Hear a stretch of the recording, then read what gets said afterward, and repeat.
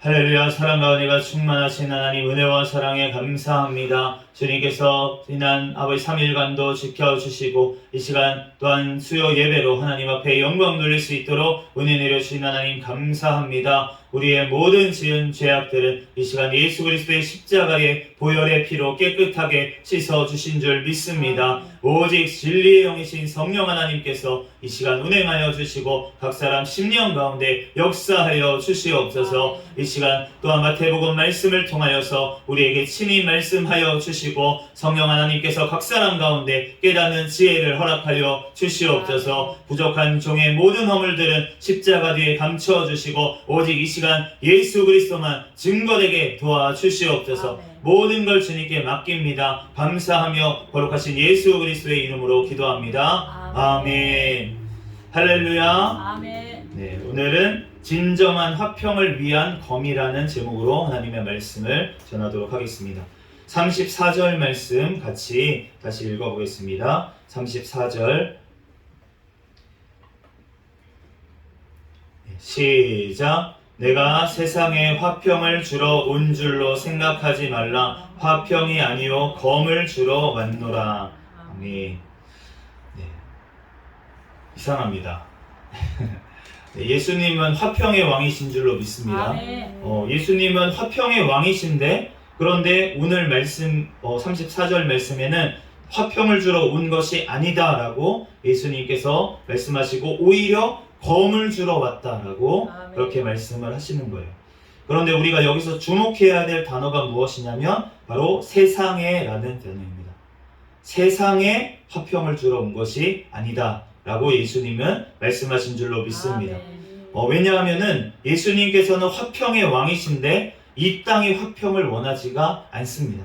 시편 120편 7절 말씀에 나는 화평을 원할지라도 내가 말할 때에 그들은 싸우려 하는도다.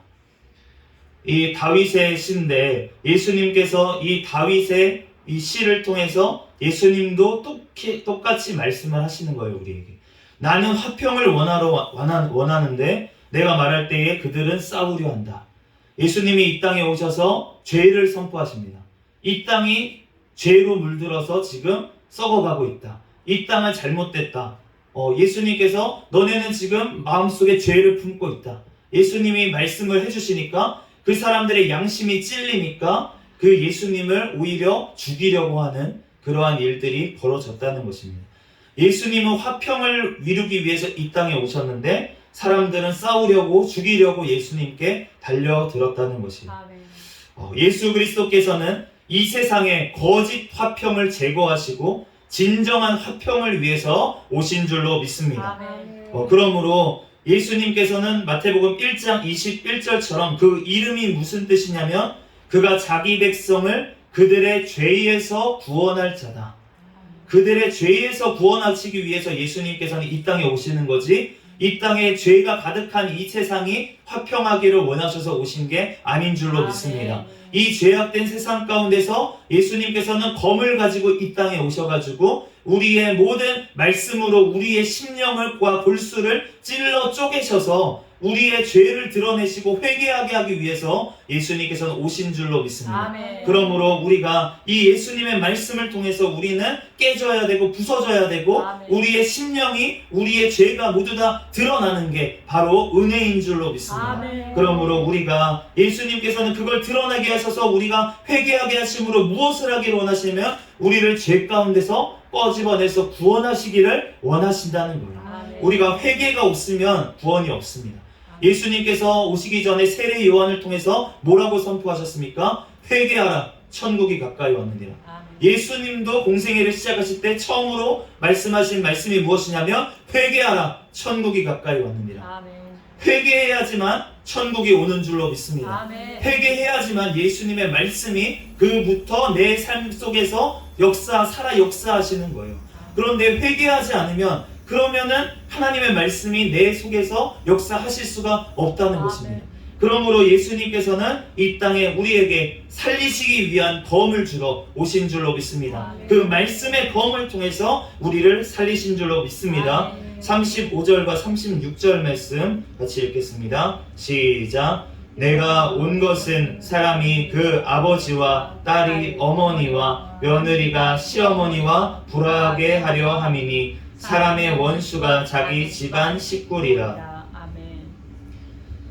우리 가족이 원수라고 그렇게 말씀을 하시는데, 그런데 예수님께서 가족이 원수라고 하시고서는 그런데 너네가 왜 부모를 공경하지 않느냐 이렇게 또 말씀하신 분이 바로 예수님이시잖아요. 그러면은 이게 무슨 말이냐, 왜 부모님하고 자식하고 싸울 거라고 그렇게 불화할 거라고 말씀을 하셨는데, 그런데 또 주님께서 그렇게 말씀을 하셨다는 거예요. 가족을 사랑하라고, 부모님을 공경하라고 그렇게 말씀을 하셨다는 것입니다. 이 말씀은 주님이 먼저 돼야 된다는 말씀인 줄로 믿습니다. 예수님을 믿는데 방해가 되는 가족, 예수님께 가는데 방해가 되는 그 가족이 원수인 줄로 믿습니다. 아멘. 그러므로 예수님을 만나야지만 진정한 화평이 올 수가 있는데, 아멘. 그 가정 가운데 거짓 화평으로, 우리가 예를 들면은 유교 집안의 어떤 사람이 예수님을 믿어요. 그런데 가정에 불화가 없어요. 제사 때마다 불화가 나야지 그게 예수님 진짜로 믿는 사람 아니겠습니까? 아멘. 그런데 불화가 없고 가족끼리 유교 집안에 있는데도, 자기가 예수님을 믿는다고 하는데도 제사 때마다 분란이 아니라고 그냥 제사 때 가서 꾸벅 절하는 척도 하고 이러면서 있으면, 그러면은 거짓 화평이 되겠죠. 그렇지만 주님께서는 그곳에 불화하게 하기를 원하시는 줄로 믿습니다. 아멘. 분란이 일어나서 집안이 쑥대밭이 되기를 주님께서는 원하십니다. 아멘. 왜냐하면 그것이 바로 시작이기 때문에. 아멘. 제가 중학교 3학년 때쯤이었던 것 같아요. 그런데 제가 이제 교회를 다니고 나서 한 2, 3년이 지난 때였습니다. 그런데 명절 때마다 설교가 그거잖아요. 우상 숭배하지 말아라. 제사 지내면은 그러면 절하지 말아라. 그런데 제가 집에 장손이었습니다. 저희 아버지가 5대 5째인데 장남이었고, 그리고 제가 독자였어요. 아버지의 독자였으니까. 그러니까 저희 집안에서 제가 장손이었습니다. 그런데 장손이 갑자기, 중학교 3학년인 장손이 교회를 다니기 이제 몇 년 돼가지고 갑자기 제사 때 절을 안 한다고 딱 선포를 하니까 집안이 난리가 났어요.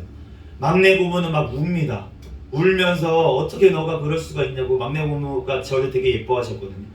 어떻게 그럴 수가 있냐고 막 우시고, 할아버지는 막 너무 화가 나가지고 내 얘기도 안 하시고 막 이렇게 진짜 집안에 난리가 쑥대밭이 됐어요. 그런데 그러한 일이 있고 나서 몇 년 후에 그걸 위해서 맨날 기도했습니다. 맨날 어머니하고 맨날 가가지고 우상 숭배하지 않게 해주세요. 우상 숭배하지 않게 해주세요. 그러면서 이제 점점 이제 몇 년, 한 해, 두 해 지나면서 그 절 안 하는 걸 가지고 이제 뭐라고 하지는 않는 거예요. 그러면서 나중에는 어떻게 됐냐면 하나님이 결국은 그 기도에 응답하셔서 할아버지가 교회를 가게 됐습니다. 할아버지가 교회를 가시게 됐는데, 그런데 할아버지가 교회 가면서 어느 날 명절이 다가오는데 이렇게 얘기하시는 거예요. 아, 그거 용성이도 절 안 하는데 그 제사해서 뭐 하겠노?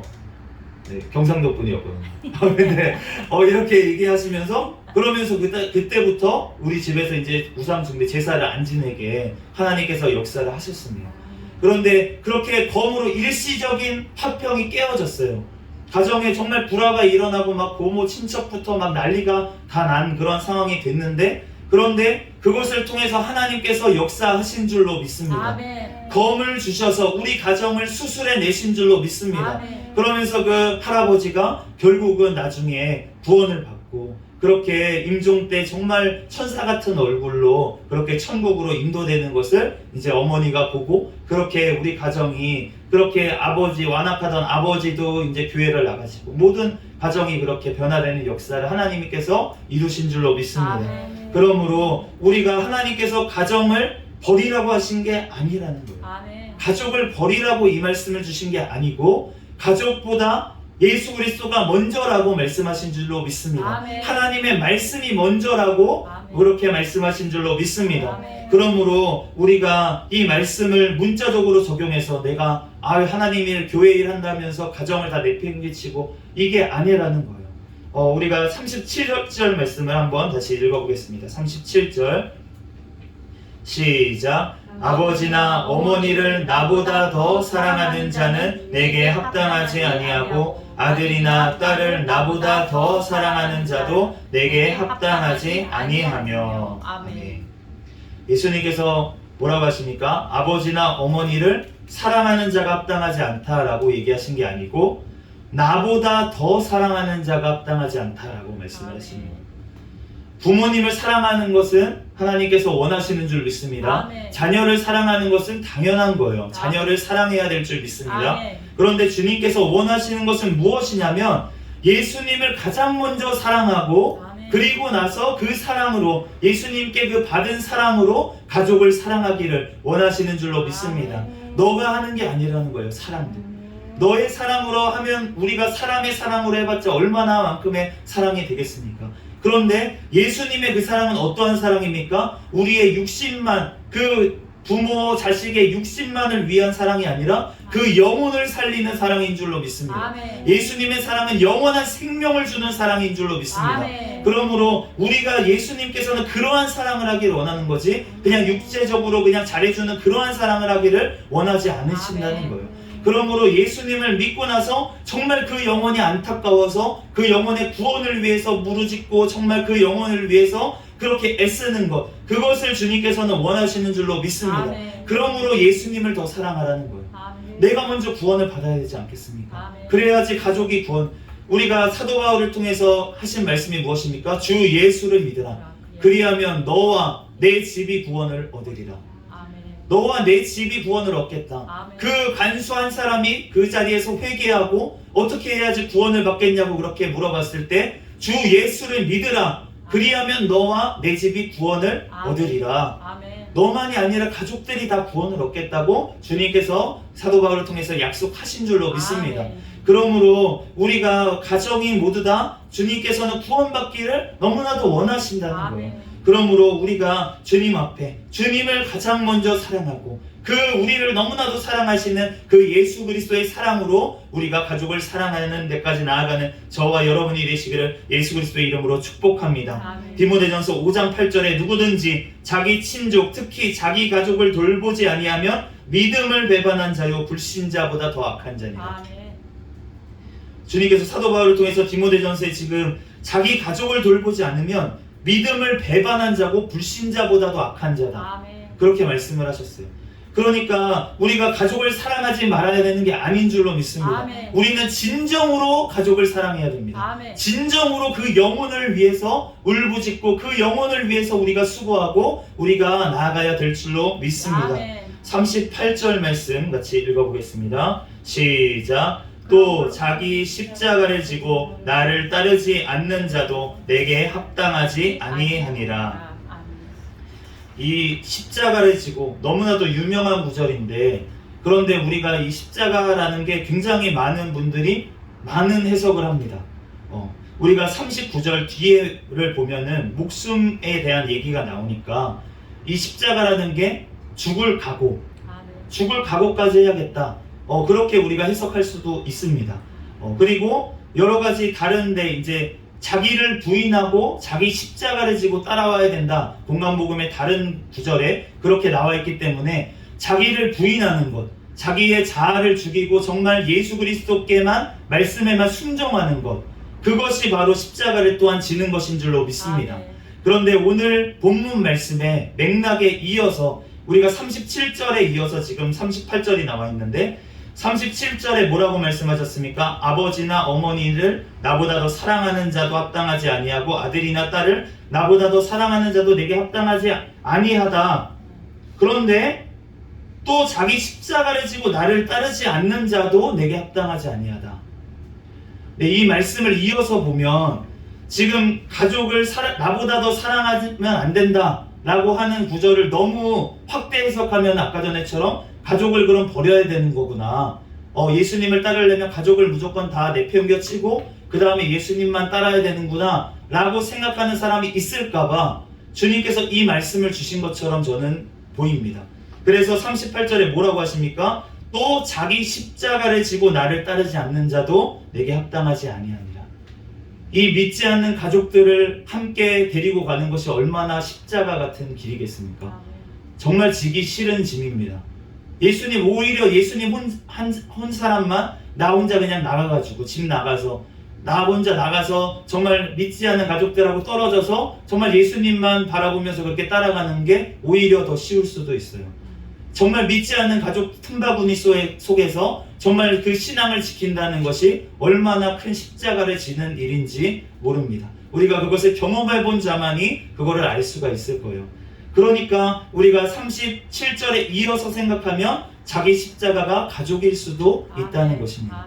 그러므로 우리가 정말로 하나님 앞에 우리가 나아갈 때 정말 누구든지 사실은 예수님을 따라가려면 가족까지 미워야 된다고, 심지어 자기 목숨까지 미워야 된다고 말씀하셨어요.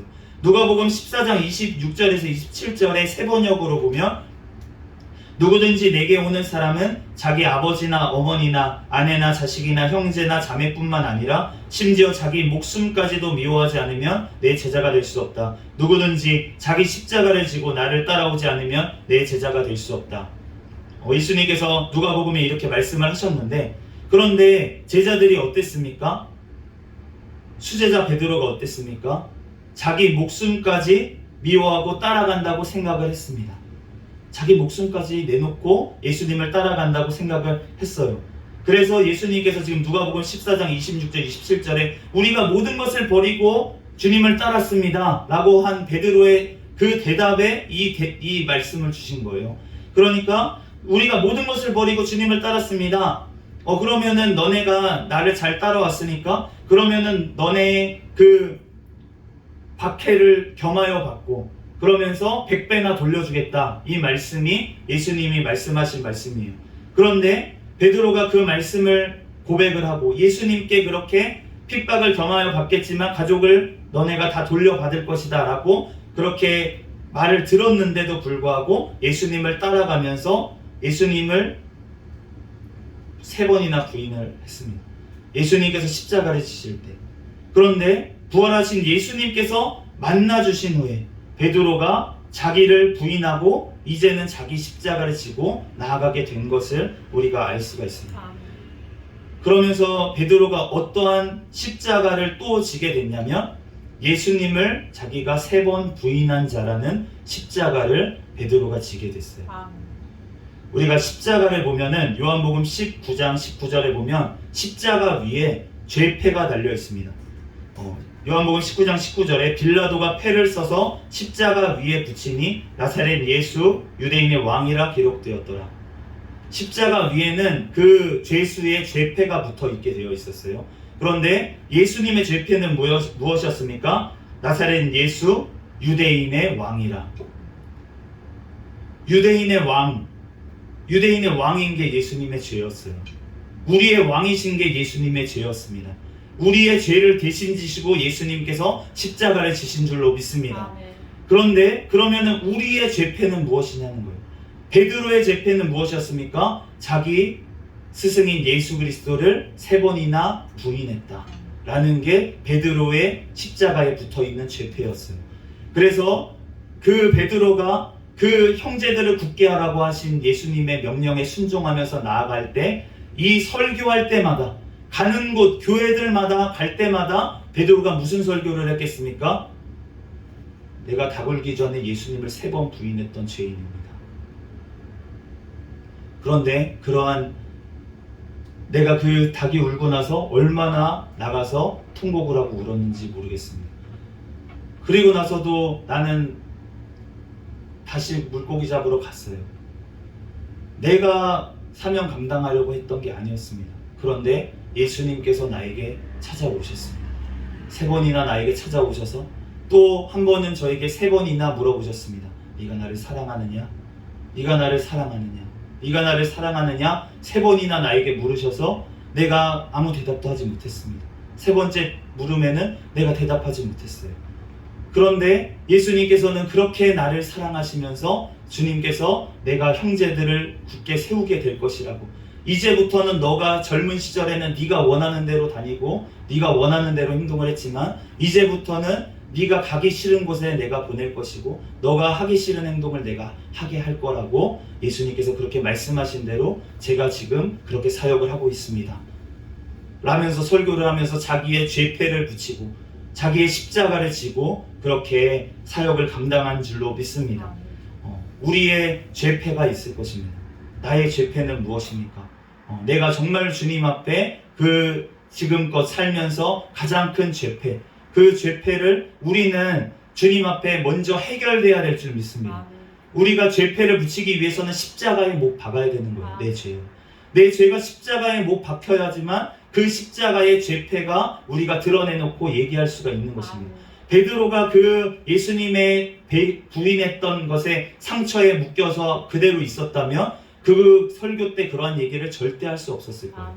그런데 예수님을 자기가 부인했던 죄인이라는 그러한 설교를 할 수 있는 그 정도로 주님 앞에 겸손해졌기 때문에, 자기가 낮아졌기 때문에, 자기의 자아가 십자가에 예수님과 함께 못 박혔기 때문에, 그렇기 때문에 그러한 죄패를 붙이고 사명을 감당할 수가 있었다는 것입니다. 우리가 주님 앞에 먼저 회개가 될 때, 주님 앞에 철저히 나의 모든 죄악들이 주님 앞에 온전히 회개가 될 때, 내가 다른 사람들을 살리는데 그 십자가의 죄패가 쓰임받게 될 줄로 믿습니다.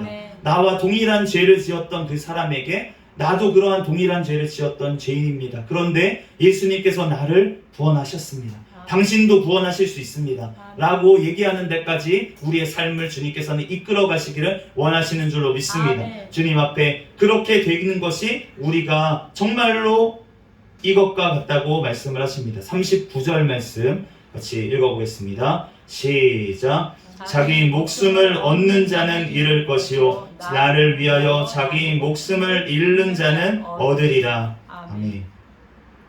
우리가 이 육신의 생명이 끊어지는 것도 정말로 어떻게 보면 정말로 힘든 일이죠. 우리가 순교한다는 게 목숨에 위협이 당하는 상황에서 순교한다고, 그러한 상황은 지금 뭐 북한에 있는 교회, 아니면 중국에 있는 교회, 아니면 이슬람권에 있는 교회들, 그러한 교회들의 성도들은 실제로 이러한 상황 가운데 놓여 있습니다. 문자 그대로 목숨의 위협을 받는 상황에서도 예수님을 부인하지 않고 시인해야 되는 그러한 상황 가운데 놓인 성도들이 지금도 이 땅에 있다는 거예요. 그런데 우리가 지금 그러한 삶 가운데, 그러한 사회 가운데 살지 않고 있다고 할지라도 우리가 살고 있는 지금 이 시대, 이 자유로워 보이는 이 시대 가운데서도 주님께서는 우리가 이 목숨을 얻는 것 같은, 주님을 위해서 내가 목숨을 잃는 것 같은 그러한 일들이 우리 삶 가운데 일어난다는 것입니다. 우리가 정말로 주님 앞에 오늘 본문 전에 10절 22절 말씀에 10장 22절에 너희가 내 이름 때문에 모든 사람에게서 미움을 받을 것이다. 그러나 끝까지 견디는 사람은 구원을 얻을 것이다. 내 이름 때문에 미움을 받게 됩니다. 우리가 예수 그리스도의 이름으로 나가서 전도를 하고 내가 예수님을 믿는다고 하면은 눈치가 보여요. 우리가 직장에서도 마찬가지입니다. 내가 예수님을 믿는다고 밝히고 나서부터 굉장히 불편한 일들이 많이 발생하는데, 제가 이제 직장 생활을 할 때도 마찬가지였어요. 제가 예수님을 믿으니까 난 술을 안 먹겠다. 그렇게 얘기를 하고서는 그러면은 굉장히 사람들이 싫어하고 불편해합니다. 왜냐하면 술자리가 있을 때마다, 회식 자리가 있을 때마다 제가 있는 자체가 불편한 거예요. 같이 데려가기도 그렇고 안 데려가기도 그렇고. 그러니까 그 사회 가운데서 제가 나도 모르게 약간의 따돌림을 감수할 수밖에 없는 그러한 상황 가운데 항상 놓여 있고, 네, 그리고 또 자기가 예수님을 믿는다고 했는데 내가 열심히 일을 하지 않아요? 다른 사람보다 열심히 일을 하지 않으면 예수님 믿는다는 사람이 저거밖에 안 되네 라는 예수님을 욕을 먹일 수가 있기 때문에, 그것을 얘기했을 때 내가 정말로 열심히 누가 보든 안 보든 성실하게 일을 해야 된다는 거예요. 그렇기 때문에 우리가 직장에서나 어디에서 내가 정말 예수님을 믿는 사람으로 나타내는 것이 굉장히 힘든 일이라는 것입니다. 다른 사람들에게 미움을 받을 수 있는 그러한 일이라는 거예요. 그런데 그러한 상황 가운데서도 주님께서는 끝까지 견뎌야 된다고, 그 자리에서 견뎌야 된다고 주님은 말씀하시는 줄로 믿습니다. 마태복음 10장 32절 말씀에는 누구든지 사람들 앞에서 나를 시인하면 나도 하늘에 계신 내 아버지 앞에서 그 사람을 시인할 것이다. 우리가 말씀을 본 것처럼 우리가 예수 그리스도를 어디서든지 시인해야 될 줄 믿습니다. 내가 그렇게 손해볼 것 같은 자리에서는 예수님 믿는다고 얘기 안 하고, 내가 이득을 얻을 것 같은 교회에서나 내가 예수님 믿는다는 것을 밝히고, 그렇다면 나의 삶이 지금 나누어져 있는 거잖아요. 나는 어느 곳에서든지 예수 그리스도를 믿는 사람으로 살아야 될 줄 믿습니다. 아멘. 그곳이 가정이든 아니면 직장이든 어느 곳에 있든지 우리는 예수 그리스도를 믿는 사람으로 살아가야 된다는 것이에요. 아멘. 그게 얼마나 힘든 일인지, 지금 이 시대에, 지금 제가 얼마 전에 유튜브에 동영상을 하나 봤는데 어떤 걸 봤냐면 크리스천 댄스팀이에요. 춤을 추는 분들인데 크리스천인 거예요. 그런데 그분들이 안 믿는, 그러니까 춤을 추는데 크리스천인 걸 안 밝히고 그런 일들을 하시는 분들도 있잖아요. 그런데 그 그룹은 크리스천인 걸 밝히고 지금 이제 활동을 하는 거예요. 그러면 어떠한 문제가 생깁니까? 곡 선택부터 고민이 되는 거예요. 그 가사가 음란한 가사에 춤을 출 수가 있겠습니까? 크리스천이라고 해놓고. 그렇게 하는 사람들은 그 진짜 크리스천이 아니겠죠. 그냥 명목상 교회를 다니는 사람이겠지. 진짜 크리스천이라면 어떤 노래 선곡이나 아니면 동작 하나, 음란한 동작을 넣을 수가 있겠습니까? 어떤 춤이라고 하는 것은 굉장히 성적인 그런 음란한 것들이 많이 들어있는 장르인데 그곳에서 그러한 동작들을 다 빼고 정말로 창조를 해야 되는 거예요. 새로운 동작들을. 그러면 얼마나 그곳에서 크리스천으로 살기가 힘들겠습니까? 크리스천의 이름으로. 그런데 그러한 것들을 밝히고 당당하게 그렇게 나아가는 그분들을 보니까 멋있다라는 생각이 들더라고요. 우리가 정말 어느 곳에 앞에서든지 우리는 예수 그리스도를 시인해야 될 줄로 믿습니다. 아멘. 우리가 믿지 않는 가족 사이에서도 오늘 말씀에도 마찬가지라는 거예요. 내가 믿지 않는 가족 사이에서 숨어서 예수님 혼자 믿는다고? 아닙니다. 주님께서는 검을 주러 오신 줄로 믿습니다. 아멘. 그 가정을 불화하게 하셔서 주님께서 진정한 화평을 그 가정에 내리시기를, 구원을 이루시기를 주님께서는 원하신다는 것입니다. 아멘. 우리가 수술을 하지 않으면, 그러면은 우리가 아무것도 안에 암덩어리가 있는데 수술하지 않으면 평화로운 것 같이 보여집니다. 그런데 수술을 하면은 너무나도 잔인해 보이고 정말 아프고 고통스럽고 여러 가지 일들이 벌어지지만, 그렇지만 결국은 그러한 과정을 거쳐내야지만, 그래야지만 건강을 되찾을 수가 있는 거예요. 우리가 정말로 그 죄악과 싸운다는 것은 너무나도 힘든 싸움인데, 그런데 그것을 싸우기 위해서 예수 그리스도께서 우리에게 말씀으로 우리를 치료하시는 줄로 믿습니다. 주님께서 역사하시는 줄로 믿습니다. 그러므로 예수 그리스도 때문에 가족에게까지 미움을 받더라도 가족들 앞에서 예수 그리스도를 시인하고 또 예수 그리스도를 사랑하며 자기 목숨을 걸고 끝까지 그곳에서 견디는 자가 바로 내게 합당하다고 예수님께서는 말씀하시는 줄로 믿습니다. 우리가 그렇게 하지 못했던 것 주님 앞에 철저히 회개하고 하나님 앞에 회개로 나아갈 때 주님께서 그렇게 하지 못했던 것, 이전에 했던 것들 주님께서 모두 다 용서하실 줄로 믿습니다. 이후에 우리의 삶이 그렇게 되기를 주님께서는 원하신다는 것입니다. 우리가 정말로 주님 앞에 자기 목숨을 얻는 자는 잃을 것이요 나를 위하여 자기 목숨을 잃는 자는 얻으리라. 우리가 목숨 걸면 못할 게 없다고 그렇게 세상에도 얘기를 하잖아요.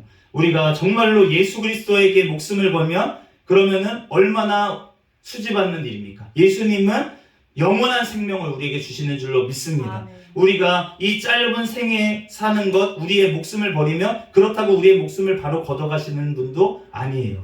주님께서는 절대로 손해보지 않으시는 분입니다.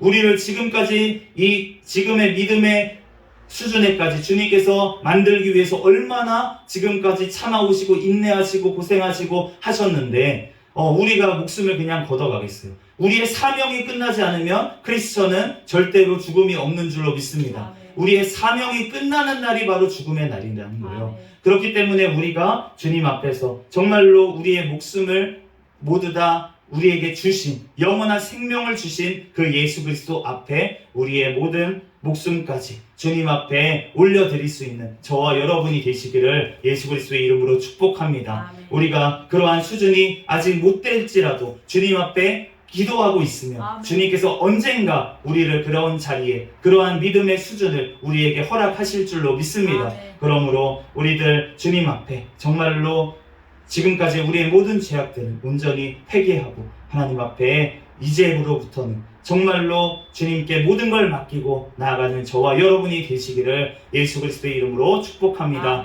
잠시 기도하겠습니다.